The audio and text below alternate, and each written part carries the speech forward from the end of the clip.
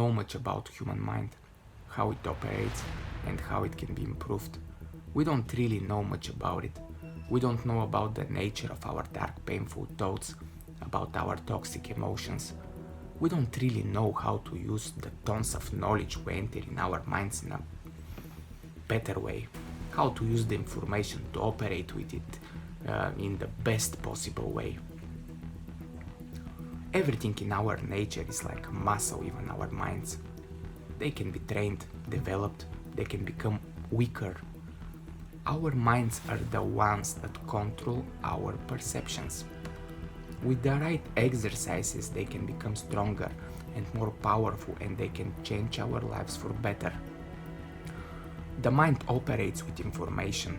In many cases, this information enters our minds without any filters. The ability to unplug our consciousness from the toxic thoughts and emotions our mind creates is what I call self-control, and to get rid of everything that doesn't serve your well-being is essential for us if we want to be happy. The capability to unplug your consciousness from the limited world of your mind is a big power. From the toxic thoughts telling you that you're a victim, from the judgment in your head that you are not good enough, from the fears and the limited painful memories. All this is toxic and does not serve you. Of course, everybody in the society, including close people in which you don't doubt, are making you feel these negative feelings in order to manipulate you, in order to gain what they need from you unconsciously, in order to push their own way through. Unconsciously, they want to make you feel guilty and ashamed and not good enough. They want to show you your place in their virtual world of understandings and the unconscious need of their ego to be above you. After all, we are animals.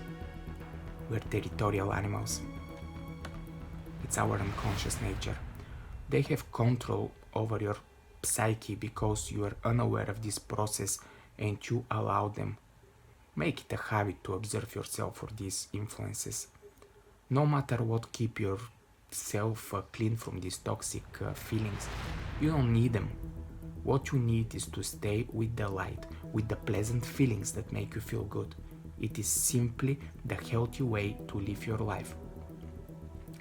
You master this and you're a free man. You become the child which you once were, free to play in a way it wants. We're creators. We knew it once when we were children, but the society made us forget it. They put a lot of efforts to train us so we can serve this very same society. The creative power from childhood never left us. Just we ignore it every time it tries to talk to us because we are grown-ups now and have more important things to do. So in order to serve that society, we deny our independent thinking. A child knows what inner satisfaction is. A child follows his natural perceptions. Even if mom and dad tells him that he is wrong, he will find a way to keep doing what he likes secretly, just to get the sense of real pleasure which satisfies his soul. Children go deep in the game. They know how to extract pleasure from their actions. They enjoy. They follow their hearts. They do what they love. Adults don't. They have a whole program to follow, a schedule of what is expected from them, what they should be like to be accepted, what they should look like, how they should talk. Children don't care about that until their perceptions are trained to serve in what we call society. We are not honest with ourselves. Subconsciously, we have this planted seed that we are not important. In childhood, they made us believe that we need to be somebody, and we follow this training believing that if we don't, we are nobody. So we try our best to become this somebody, this avatar, denying what we actually already are. How do people in your life make you feel? Can you be honest? The people you allow to stay in your life have control over your perceptions. Be honest with yourself about everybody in your life and how they make you feel. I know you love them, but you must love yourself in the first place. I dare you to stand for yourself in these relationships. Be totally honest, not about morality or understandings, but of the only truth that matters for your happiness. How do you feel? Do these people take you for granted, expecting that you're a rubbish bin for their toxic emotions? What are you doing to do? What are you going to do with such relationships? Do they constantly blame you? How does this makes you feel? Do you feel unworthy because of this? Do they make you feel miserable? Do they appreciate you for who you are, or they are always trying to make you feel guilty about your behavior, your actions, and your desires? All this matters and you're in control. You're in control in your job, you're in control with your family and with your friends. You're the one who allows all this. Take back control.